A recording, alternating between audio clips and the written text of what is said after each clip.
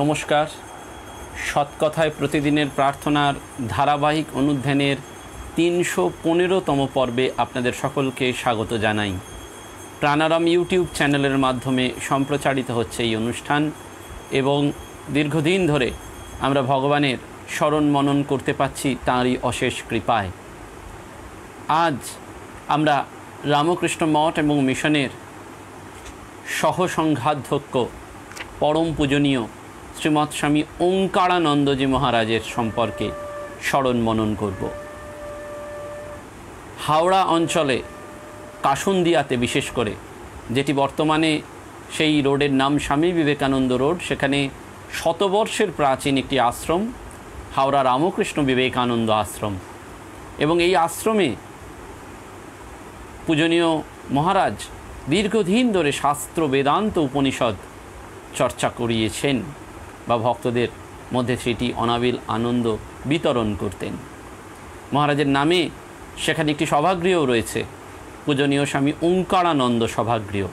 বর্তমানে সেই রামকৃষ্ণ বিবেকানন্দ আশ্রম কাসুন্দিয়া রামকৃষ্ণ মিশন অর্থাৎ রামকৃষ্ণ মঠ এবং মিশনের অন্যতম শাখা কেন্দ্ররূপে পরিগণিত। পূজনীয় স্বামী ওঙ্কারানন্দজি মহারাজ এই আশ্রমে দীর্ঘদিন ধরে যে সমস্ত সৎ প্রসঙ্গ করেছেন তারই একটি সংকলন পাওয়া যায়, কিন্তু সেটি দুর্লভ। এখন সেটি আর প্রকাশিত নয়, আমরা মঠ মিশনের থেকেও পাই না, কিন্তু এই আশ্রম থেকে পাওয়া গিয়েছিল। এবং স্বর্গীয় মৃগেন্দ্রনাথ মুখোপাধ্যায় বাদলবাবু, যিনি এই আশ্রমের অন্যতম কর্ণধার প্রতিষ্ঠাতা ছিলেন, তিনি এটি প্রকাশ করেছিলেন। পূজনীয় স্বামী ওঙ্কারানন্দজি মহারাজের যখন শরীর যায় তখন যে স্মরণ সভা হয়েছিল, সেখানে পূজনীয় স্বামী গম্ভীরানন্দজি মহারাজ যে স্মৃতিচারণা করেছেন তার একটি অংশ পাঠ করেই আমরা পূজনীয় মহারাজের জীবন এবং তিনি যে সৎ প্রসঙ্গ করতেন তার কিছু কিছু অংশ বিশেষের মাধ্যমে আজকের এই স্মরণ মনন অনুষ্ঠানটি তার চরণে উৎসর্গীকৃত করব। পূজনীয় শ্রীমৎ স্বামী গম্ভীরানন্দজি লিখছেন বা বলছেন এই স্মরণ সভায় যে স্বামী ওঙ্কারানন্দ আমাদের সংঘের একজন কর্তা ছিলেন। তিনি কাজকর্মকে কোন দৃষ্টিতে দেখতেন তা অনুধাবন করে দেখা যায় বলে বলছেন। একটি ঘটনা মনে পড়ছে, মঠের শেষ যে ট্রাস্টি মিটিংয়ে তিনি যোগ দিয়েছিলেন সেদিনের ঘটনা। সভা শেষে আমি বেরিয়ে আসছি, দরজার কাছে দাঁড়িয়ে তাকে বললাম, এভাবে আর কাজ চালাতে পারা যাচ্ছে না। শুনেই তিনি বললেন, বলরামবাবুর কথা মনে করো, তার নিকট আত্মীয় মারা গেছেন, তিনি এক হাতে চোখের জল মুছছেন আর অন্য হাতে ঠাকুরের সন্তানদের খাওয়াচ্ছেন। কাজ করতে হবে এই মনোভাব নিয়ে। তাঁর সেই কথাকে সেদিন পুরো মেনে নিতে পারিনি, পূজনীয় স্বামী গম্ভীরানন্দজি বলছেন। কিন্তু যত দিন যাচ্ছে বুঝতে পারছি, ধর্ম যদি মানুষের জীবন দৃষ্টিকে পরিবর্তিত করতে না পারে তাহলে ধর্ম জীবন যাপন করে লাভ কী?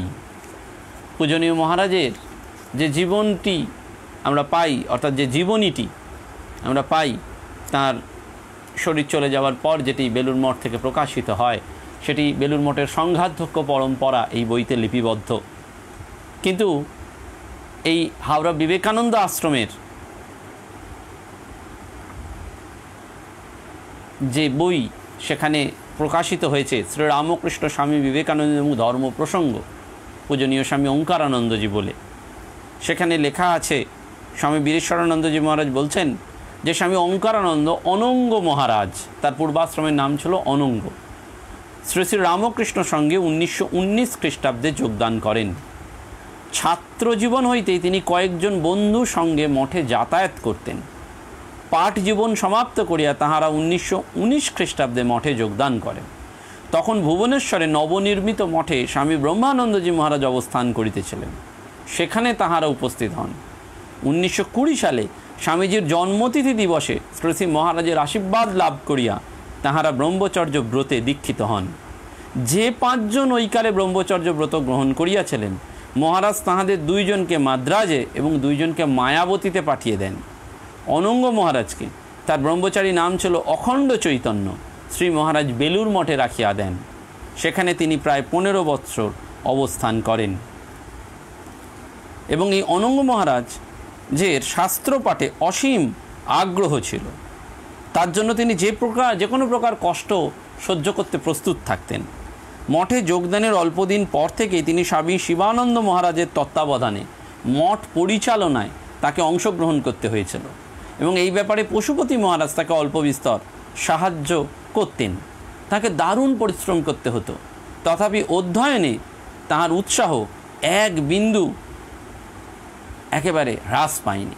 কখনো কখনো কাজে কর্মে তাকে কলকাতা যেতে হতো, তখন বাস ছিল না, দীর্ঘ সময় ধরে ট্রামে যাতায়াত করতে হতো, কিন্তু তিনি সর্বদাই সঙ্গে শাস্ত্রগ্রন্থ রাখতেন এবং ট্রামে বসে সেটা পড়তেন।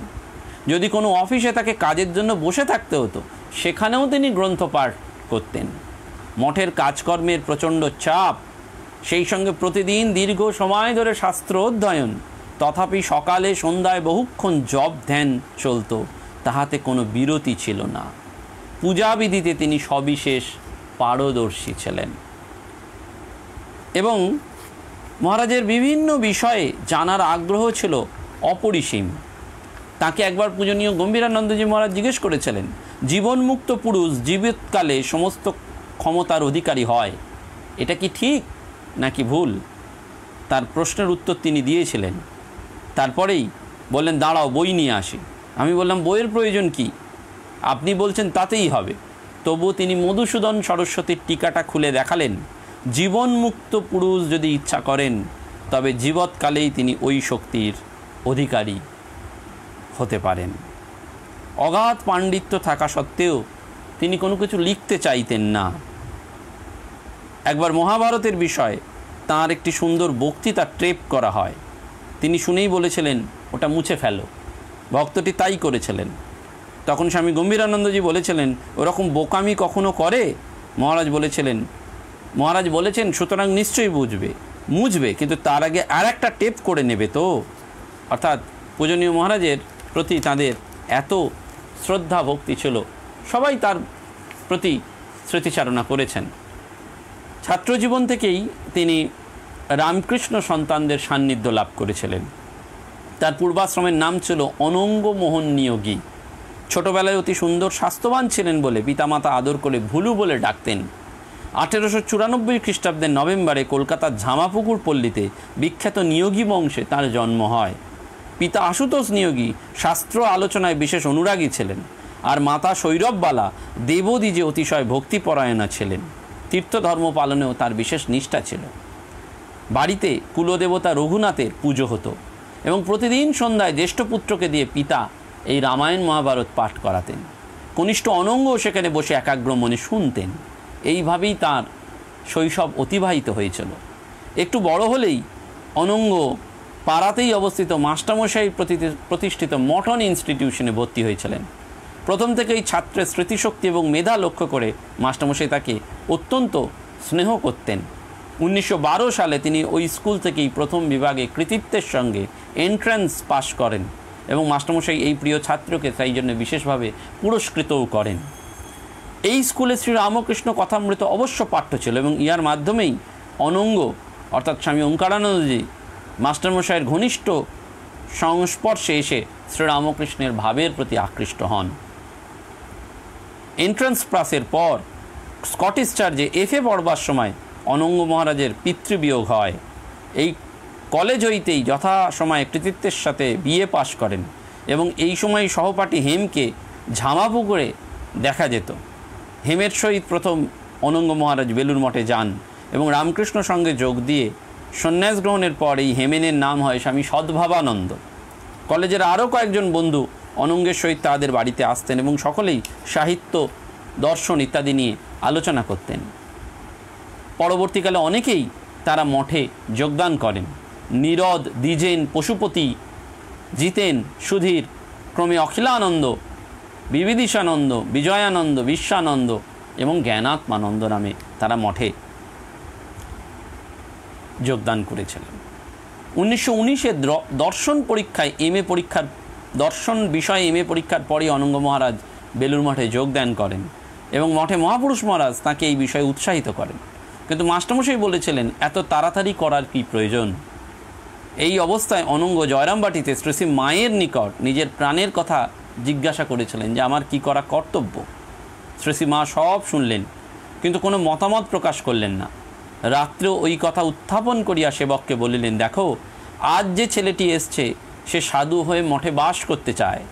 মাস্টারের বাড়ির কাছেই তার বাড়ি, ঘরে মা ভাইরা সব আছে। সাধু হতে চায় শুনে মাস্টার একটু গড়িমসি ভাব করছে, আর মঠের তারক কিন্তু খুব উৎসাহ দিচ্ছে। আজ দুপুরে ছেলেটি এসব কথা বলছিল। মাস্টার হাজার হোক, নিজে সংসারী কিনা, আর তারক সাদাসিধে সাধু লোক, ঠাকুরের ত্যাগের জ্বলন্ত আদর্শ নিয়ে আছে। আহা, কত ভাগ্যে এমন হয়। তারক ঠিকই বলেছে, সংসারে একবার পড়লে আর উঠতে পারে কজন। ছেলেটির মনে খুব জোর আছে, মঠে থাকবার প্রবল আগ্রহ। দেখুন শ্রী মা কি সুন্দর বলছেন যে সংসারে একবার পড়ে গেলে আর উঠতে পারে কজন।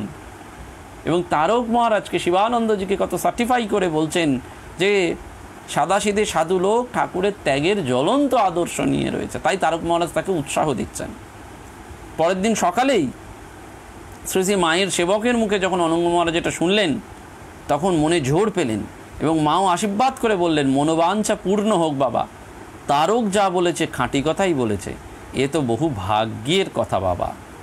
মায়ের আশীর্বাদ নিয়ে তিনি কলকাতায় ফিরে এসেছিলেন।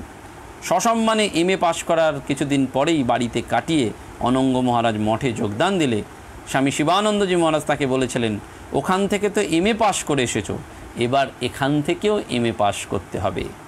অর্থাৎ গভীর কথাটির অর্থ যে এই নতুনতর জীবনে কিভাবে উচ্চতর থেকে উচ্চতম অবস্থায় সোপানে উন্নীত হওয়া যায় তার চেষ্টা করা। এবং ভুবনেশ্বর মঠে স্বামী ব্রহ্মানন্দজি মহারাজের দিব্য সান্নিধ্যে থাকার পর অনঙ্গ মহারাজের ব্রহ্মচর্য ব্রত হয়। এবং আমরা সেই নাম আগেও উচ্চারণ করেছি, তার ব্রহ্মচর্য অবস্থায় নাম ছিল অখণ্ড চৈতন্য। মঠে যোগদান করবার পূর্বে অনঙ্গ মহারাজ মঠেই পূজ্যপাদ বাবুরাম মহারাজের সংস্পর্শে এসেছিলেন এবং মঠের নানান কাজকর্ম তিনি যোগদান দিতেন। ঠাকুরঘরের কাজকর্ম, তরি তরকারি কাটা, পরিবেশন করা, এইগুলো। বাবুরাম মহারাজের স্মৃতি প্রসঙ্গে তিনি বলতেন, অমন রূপ দেখিনি আর অমন ভালোবাসা, মনে হতো মাথায় মুখে একটা জ্যোতি জলজল করছে। নিজেও সব কাজ করতেন, আমাদেরও উৎসাহিত করতেন। তার কাজকর্মের ধারা দেখে বুঝেছি কর্ম কিভাবে উপাসনা হয়ে যায়। মুখে কিছু না বলে কাজ করেই তিনি বোঝাতেন যে সব কাজই ঠাকুরের কাজ। দেখুন, কর্মকে উপাসনা করার যে লিভিং ডেমনস্ট্রেশন, সেটি বাবুরাম মহারাজের জীবন থেকে এই অনঙ্গ মহারাজ পাচ্ছেন। এবং বেলুর মঠের প্রতি যে মমতা, বলছেন বাবুরাম মহারাজ বলতেন যে ঠাকুর বেলুর মঠে আছেন, ঘুরে ফিরে বেড়ান, সেই জন্য সব সময় জায়গা পরিষ্কার পরিচ্ছন্ন রাখতে হয়। কোথাও কাঁটাটি পড়ে থাকলে তিনি তুলে নিতেন, পাছে ঠাকুরের পায়ে ফুটে যায়। পুরাতন মন্দিরের দক্ষিণের বারান্দা যে কতবার মুছতেন, বৃষ্টি হলেই মুছে শুকনো করে দিতেন। আমাদেরও ওই রকম করতে বলতেন। জিজ্ঞাসা করলে বলতেন, ঠাকুর যে মাঝে মধ্যে ওইখানে পায়চারি করেন। মহাপুরুষ মহারাজ যে তার হৃদয়ের কতখানি জুড়ে ছিল সে বলাই শক্ত। বিশেষ কারণ ছাড়া নাম উচ্চারণ করতেন না, বুড়ো বুড়ো শব্দ উল্লেখ করতেন। 1923 খ্রিস্টাব্দে তাঁর সন্ন্যাস দীক্ষা হয় এবং তখন তার নাম হয় স্বামী ওঙ্কারানন্দজি মহারাজ। এবং নিত্যই জপ, ধ্যান, শাস্ত্রপাঠ এবং শাস্ত্রজ্ঞ তিনি একেবারে পণ্ডিত ছিলেন। মহাপুরুষ মহারাজের সান্নিধ্যে অন্যান্য সকলে কোনো প্রশ্ন না করে পরিপূর্ণ হৃদয়ে বসে থাকলেও অনঙ্গ মহারাজ সবসময় প্রশ্ন করতেন। একদিন প্রশ্ন করলেন, মহারাজ ঠাকুর তো বলে গেছেন যারা এখানে আসবে তাদের শেষ জন্ম বা মুক্তি, তাহলে আমাদের সকলেরই কি মুক্তি হবে? অনঙ্গ মহারাজ মহাপুরুষ মহারাজকে জিজ্ঞেস করছেন। পূজনীয় মহারাজ সঙ্গে সঙ্গে বললেন, হ্যাঁ নিশ্চয়ই। পরে বললেন, তবে কি জানো বাবা, শ্রী শ্রী ঠাকুরের কাছে আসা মানে বেলুর মঠে বা দক্ষিণেশ্বরে যাওয়া নয়, ঠিক ঠিক তাঁর ভাব লওয়া। এই যে ভাবেন ও লভতে সর্বম, তার ভাবের দ্বারাই তাকে লাভ করা যায়। ঠাকুরের কাছে গেলাম, প্রণাম করলাম, দীক্ষা নিলাম, এইটি নয়। তার ভাব অনুযায়ী, তার জীবন দর্শন অনুযায়ী নিজের জীবনটাকে গঠিত করতে পারা এবং সেই মতন চলা, সেইটি মহাপুরুষ মহারাজ বারবার বলছেন। এবং রামকৃষ্ণ বিবেকানন্দের ভাবের অনুরাগী বহু ভক্ত এবং সন্ন্যাসী ব্রহ্মচারীগণ 1926 খ্রিস্টাব্দে রামকৃষ্ণ মঠ এবং মিশন কিভাবে চলবে সেই বিষয়ে এক বিশাল সম্মেলন আহুত হয় এবং সেখানে কয়েকদিন ব্যাপী বক্তৃতা, প্রবন্ধ পাঠ ইত্যাদি হয় এবং সেই সময় মঠের কর্তৃপক্ষ নানান রকম সিদ্ধান্ত নিয়েছিলেন। 1929 খ্রিস্টাব্দের 35 বছর বয়সে মাত্র স্বামী ওঙ্কারানন্দ মহারাজ মঠের ট্রাস্টি নিযুক্ত হন। এই প্রসঙ্গ উঠলে কখনো কখনো মহাপুরুষ মহারাজের উদ্দেশ্যে মধুরভাবে বলতেন, ওই বুড়োই আমাকে বেঁধে গেছে। জনৈক সতীর্থ যখন বললেন মহাপুরুষ মহারাজের ওপর তার এত ভালোবাসা এবং প্রীতির জন্যেই তিনি সব কিছু করতে পারতেন। 1934 খ্রিস্টাব্দে স্বামী শিবানন্দ মহারাজের দেহত্যাগের পর স্বামী ওঙ্কারানন্দজি বারাণসীতে যাওয়ার জন্য ব্যাকুল হলেন এবং গভীরভাবে শাস্ত্র অনুশীলন করতে লাগলেন কাশীতে। সেই সময় তিনি উপনিষদ, ব্রহ্মসূত্র, গীতা একেবারে পুঙ্খানুপুঙ্খ রূপে পাঠ করেছিলেন এবং ভাগবত, তন্ত্রের বহু গ্রন্থ তার যত্নের সহিত পড়া ছিল। কাশীর পণ্ডিতদের নিকট বেদান্ত পড়তে গেলে তারা বলেছিলেন আগে ন্যায় দর্শন পড়তে হবে। তিনি বলেছিলেন শুধু ন্যায় কেন, ষড়দর্শনই পড়া যায় এবং সেটি পড়ে ফেলেছিলেন। কাশীর অদ্বৈত আশ্রমের ভট্টাচার্য মশাই, পরে যিনি মেধানন্দ হন, তিনি ব্যবস্থা করে দিয়েছিলেন যে হারান শাস্ত্রী মশাইয়ের কাছে ন্যায় পড়া হবে এবং এই অনঙ্গ মহারাজের এতই মেধা ছিল যে সেই শাস্ত্রীমশাই উত্তর দিয়েছিলেন যে সারা ভারতবর্ষ থেকে আমার কাছে ন্যায়শাস্ত্র পড়ার জন্য ছাত্র এসেছে, কিন্তু এরকম মেধাবী এবং ক্ষুরোদার বুদ্ধিসম্পন্ন ছাত্র কখনো পাইনি। এরকম ছাত্রকে পড়িয়েও আনন্দ। এত বিদ্বান পণ্ডিত হয়ে অনঙ্গ মহারাজ মাঝে মধ্যে বন্ধুদের কাছে আফসোস করে বলতেন, দেখ ভাই, যখন সাধু হই তখন ভেবেছিলাম স্বামীজি বিএ পাশ করেছেন আর আমরাও এমএ পাশ করেছি। স্বামীজির বলিষ্ঠ শরীর আর আমাদেরও বলিষ্ঠ শরীর, তিনি নির্বিকল্প সমাধি লাভ করেছেন, আমরাও 6 মাস চেষ্টা করলে পারবো না কেন? কিন্তু ভাই দেখছি বছরের পর বছর গড়িয়ে যাচ্ছে, স্বামীজির একটি কেশাগ্রের তুল্যও হতে পারলাম না। দেখুন তার মনের ভাবটি কি, যে কোথায় স্বামীজি, সেই স্বামীজির কেশাগ্রের ভাব পর্যন্ত একেবারে হতে পারলাম না। এবং কাশীতে ষড়দর্শন অধিগত করে অদ্বৈত আশ্রমে প্রতিদিন তিনি বেলা 2 থেকে 3টে পর্যন্ত একের পর এক উপনিষদ, ব্রহ্মসূত্র, গীতা পড়াতেন। আশ্রমস্থ সাধু, ব্রহ্মচারী এবং ভক্তরা সব তাঁর শ্রোতা হতেন। আজও আপনারা যদি হরিদ্বার, ঋষিকেশে যান, সাধনা সদন, কৈলাস আশ্রমে নিরন্তর উপনিষদ চর্চা হয় এবং সেখানে সেই গৃহস্থ মানুষরাও কখনো কখনো গিয়ে থাকেন 3-4 মাস, একবারে উপনিষদ বেদান্ত চর্চা করেন। আমাদের সেই ভাব নেই, আমরা সেটা পারি না। কিন্তু আমি এমন মানুষকে দেখেছি যিনি বছরে 3-4 মাস ওই রকম কৈলাস আশ্রমে চলে যান, ভিক্ষা করে খান এবং অজগর বৃত্তি অর্থাৎ ভিক্ষা করে খান এবং বেদান্ত চর্চা করেন। তার সঙ্গ লাভ ভগবান আমার এই জীবনে করিয়েছেন, তার অনেক কৃপা আমি পেয়েছি। তো সেরকম মানুষকে আমরা পাই, আজও তারা রয়েছেন এবং তারা আছেন বলেই কিন্তু এই ভারতবর্ষের অধ্যাত্ম প্রবাহটা এখনও টিকে রয়েছে।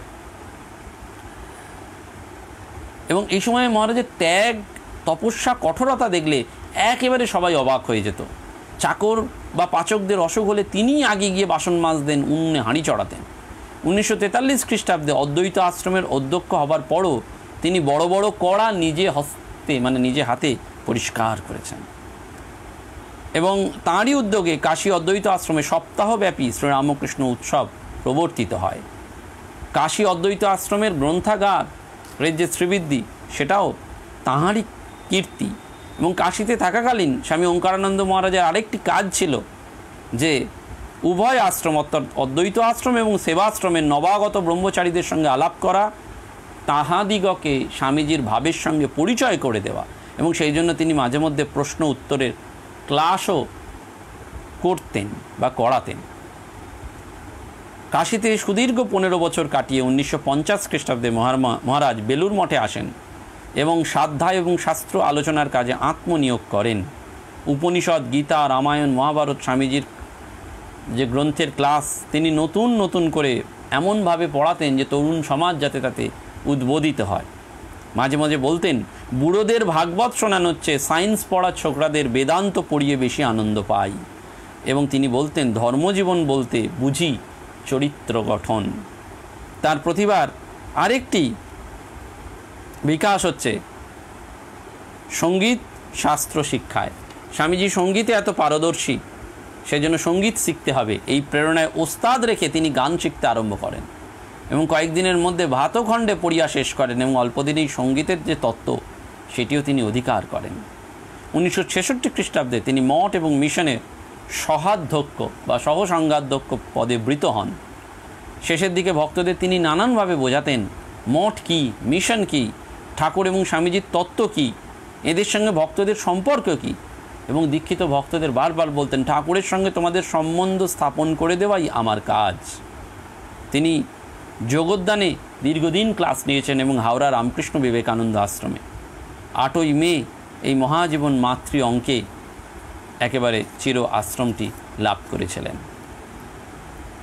মহারাজ বলতেন যে অবনীন্দ্রনাথ ঠাকুরের একটি কথা আমার ভারী ভালো লাগে। অবনীন্দ্রনাথ মঠের অপর পারে বরানগরের কুটিঘাটের নিকট একটি বাড়ি কিনেছিলেন।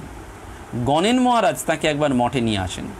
কথা প্রসঙ্গে তিনি বললেন বাড়িটা যেমন বাইরে থেকে কুৎসিত, জঙ্গল, শ্যাওলা, ভাঙা দেয়াল সব মিলিয়ে একটা রিপেইলিং চেহারা তেমনি থাকবে, কিন্তু ভেতরটা ভালো মোজাইক দিয়ে ডেকোরেট করে রাখবো।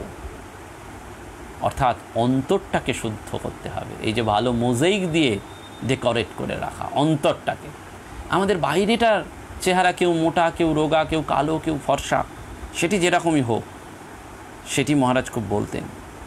এবং তিনি বলতেন শুধু পড়লে চলবে না, প্র্যাকটিসও করতে হবে।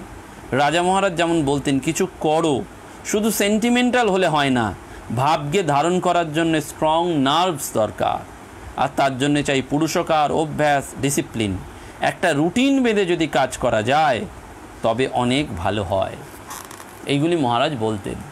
এগুলি আমরা এই বেলুড় মঠের সংঘাধ্যক্ষ পরম্পরা পুস্তকে অল্প বিস্তর পাই, কিন্তু আমরা মহারাজের যে সৎ প্রসঙ্গ সেইটি, যেটি হাওড়া বিবেকানন্দ আশ্রম থেকে প্রকাশিত, সেইটি আমরা বারবার যদি স্মরণ করি তাহলে বোঝা যায়। মহারাজ বারবার বলতেন যে প্রকৃতির সঙ্গেই আমাদের লড়াই।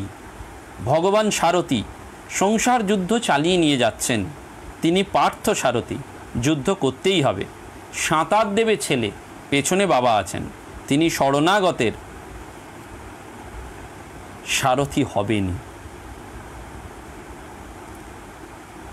তিনি বারবার বলতেন যে কলিতে অনগত প্রাণ ঠাকুরের কথায় নারদীয় ভক্তি চাই।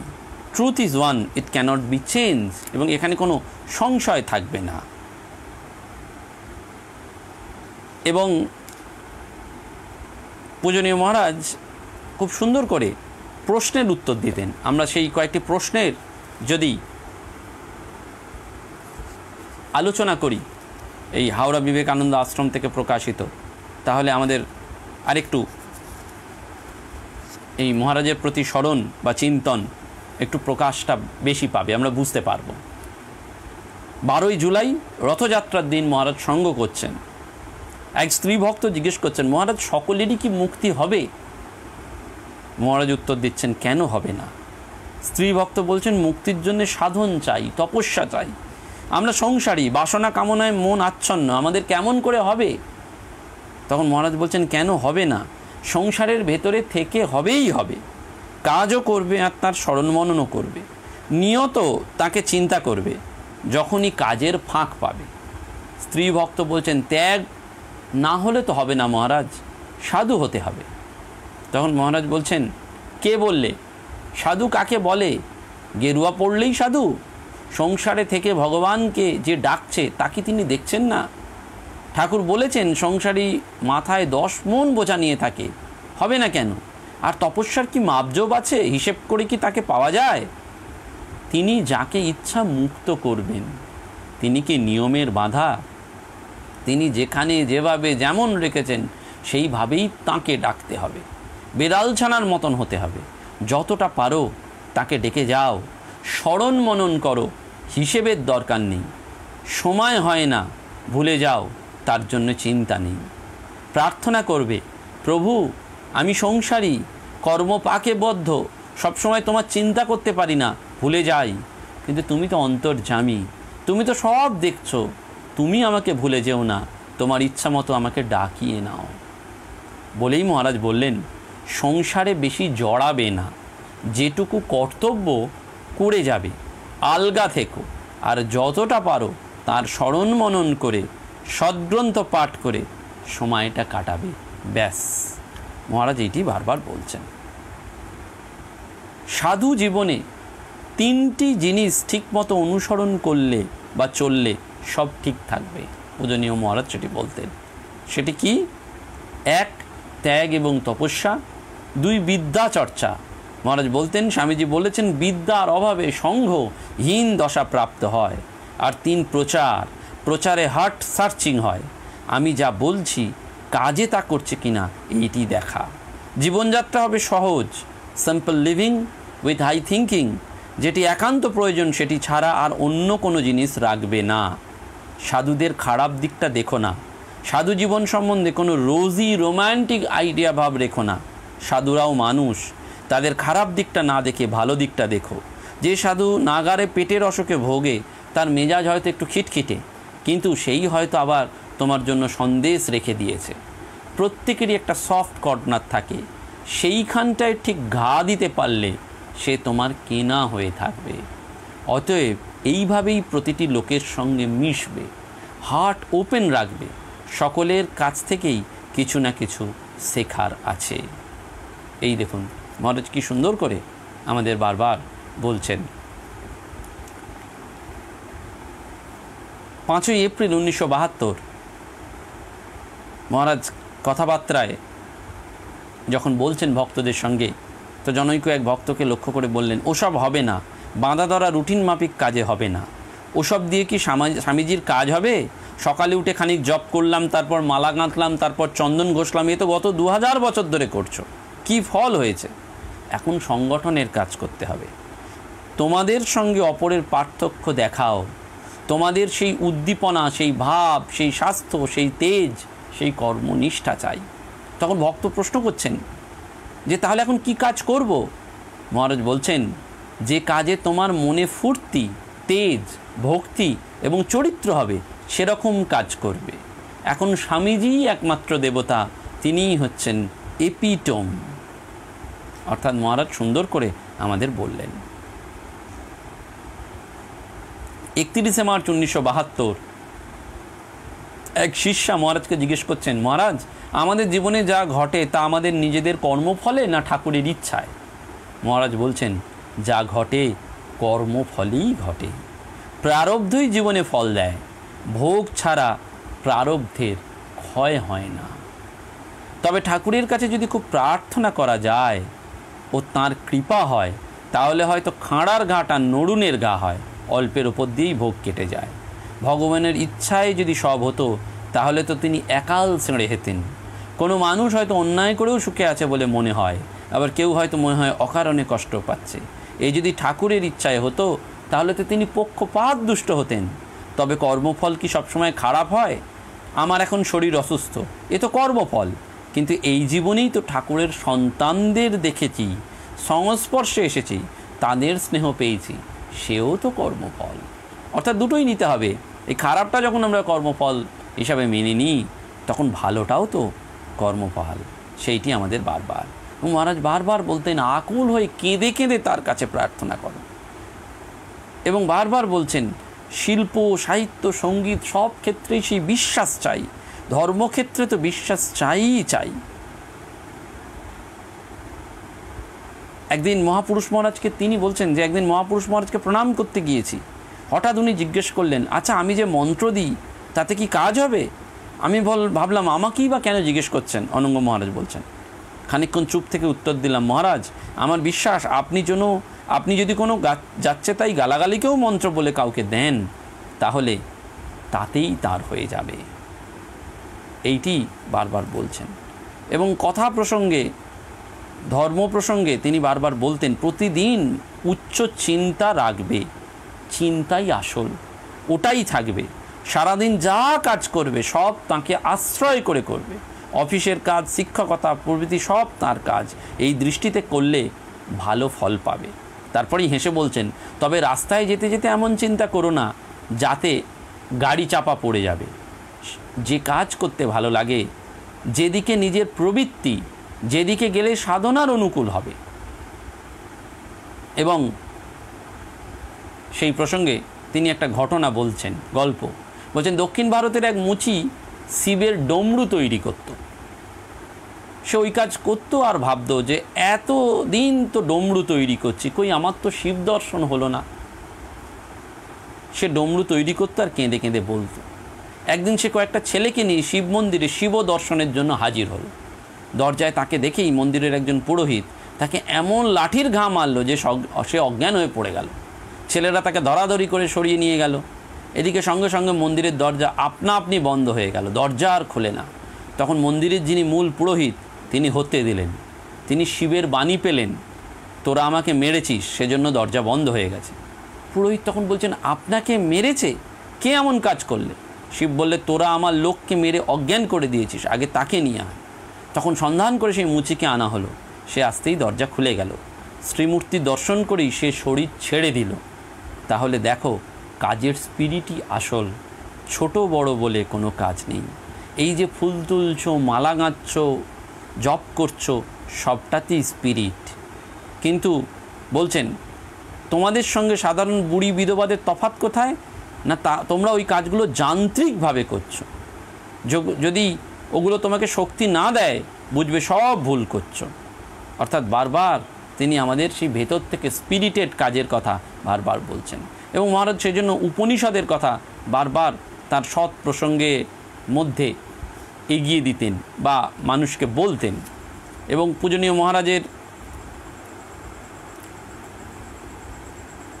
যখন স্মৃতি যায়, তখন স্বামী গৌরানন্দজি তিনিও বলছেন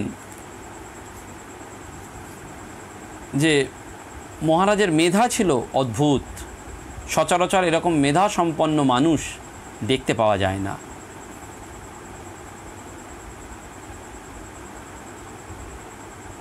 একবার এর কথা গৌরানন্দজির স্মৃতি কথায় বলছেন যে মান্ডুক্য কারিকার ক্লাস হচ্ছে, এমন সময় কাশীর একজন বিখ্যাত পণ্ডিত এসে ক্লাসে বসলেন, সব শুনলেন।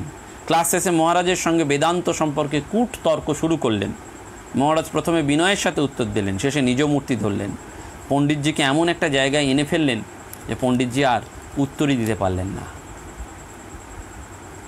এবং এই অনঙ্গ মহারাজের স্মৃতিচারণ করতে গিয়ে সমস্ত সন্ন্যাসী মহারাজরাই একটি কথা বলছেন যে তিনি ছিলেন এক পুরুষ সিংহ। এরকম বলিষ্ঠ দৃঢ়িষ্ঠ মেধাবী সাধু সচরাচর চোখে পড়ে না। সমগ্রীয় ভারতীয় সাধু সমাজের তিনি গৌরব স্বরূপ ছিলেন। পূজনীয় স্বামী নিরাময়ানন্দজি বারবার বলছেন যে সাধু স্মৃতিচারণ সাধুরাই করবেন তা নয়, ভক্তরাও করতে পারেন। কারণ ভক্ত একটা ব্যাপক অভিধা, একটা বিদ্যুৎ গর্ভ শব্দ যা অভক্তকেও ভক্ত তৈরি করে দেয়। এই পূজনীয় ওঙ্কারানন্দজি মহারাজ সমস্ত কিছু করতেন এবং স্বামী নিরময়ানন্দজিকে তিনি কখনো কবি কবি বলতেন। তিনিও খুব স্মৃতিচারণায় মহারাজের সম্পর্কে উচ্চই প্রশংসা করেছেন। এবং মহারাজ যখন উদ্বোধন থেকে চেরাপুঞ্জিতে যাচ্ছেন, ছোট্ট অপারেশনের জন্য সেবা প্রতিষ্ঠানে ছিলেন নিরময়ানন্দজি। তো একদিন ওঙ্কারানন্দজি দেখতে এসে বলেছিলেন, শরীরটাকে ঠাকুরের কাজের যন্ত্র বলে মনে করবি, মাঝে মাঝে বেগড়াবে, মেরামত করিয়ে নিতে হবে, যত্নও নিতে হবে। বুঝলাম এইটি তার জীবনের মন্ত্র। শেষ দিন পর্যন্ত সেই যন্ত্র দিয়ে তিনি ঠাকুরমা স্বামীজির কাজ করে গেছেন, অপরকেও অনুপ্রাণিত করেছেন ওই জ্ঞান ভক্তিময় কর্মের যন্ত্রে। পূজনীয় মহারাজের কথা বলে তো শেষ করতে পারবো না, কারণ যে বইটি আছে সেটি দুর্লভ বই এবং এই দুর্লভ গ্রন্থ এখন আউট অফ প্রিন্ট। যদি কোনো লাইব্রেরি থেকে সংগ্রহ করা যায় তাহলে সেটি আপনারা সংগ্রহ করতে পারেন। এই সমস্ত উচ্চ তত্ত্বের বই আমাদের মনকে এমন এক উচ্চভাবে নিয়ে যায়। সৎকথায় প্রতিদিনের প্রার্থনা এখানেই আজকের মতন বিরতি। নমস্কার, ধন্যবাদ।